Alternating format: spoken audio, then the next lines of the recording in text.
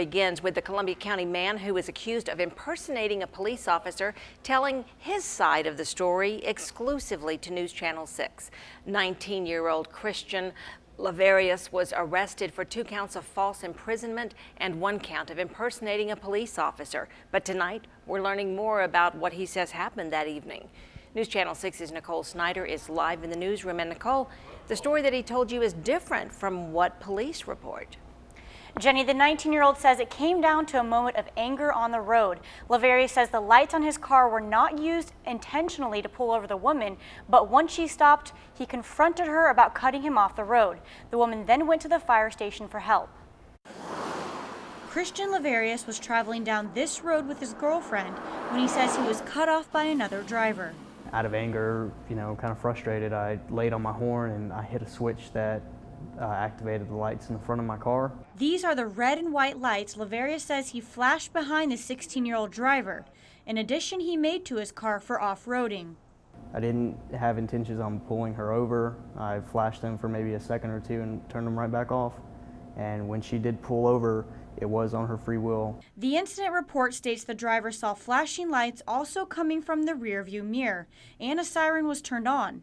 The report goes on to say that Laverius was waving a radio at the driver with Columbia County Fire written on it. The 19-year-old says all 3 of those details are not true. So you didn't have any type of radio with Columbia County Fire written on it? No, ma'am. When I walked up to her vehicle, I had my cell phone in my hand.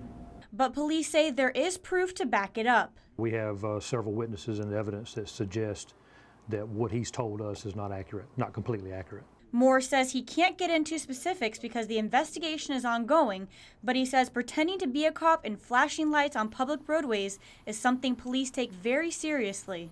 1 it's illegal, and 2, it's very dangerous to put yourself in this position. You may think it's fun and games, but you're pulling over complete strangers. You have no idea who these people are, what they're doing, what they may be involved in. Even though Laverius admits he shouldn't have flashed the lights, he believes the confrontation happened for good reason.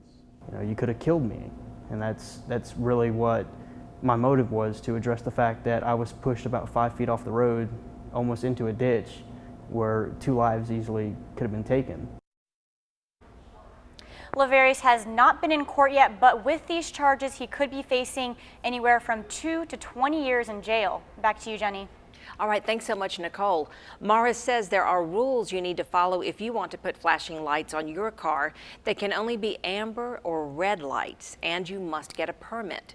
Green or blue lights are considered illegal, and flashing any lights on a public roadway is also illegal. And yes, there is a chance that you could get pulled over by an officer in an unmarked car. What do? Well, officers say if somebody's behind you with lights and sirens, you need to call 911 to see if the person behind you is legit.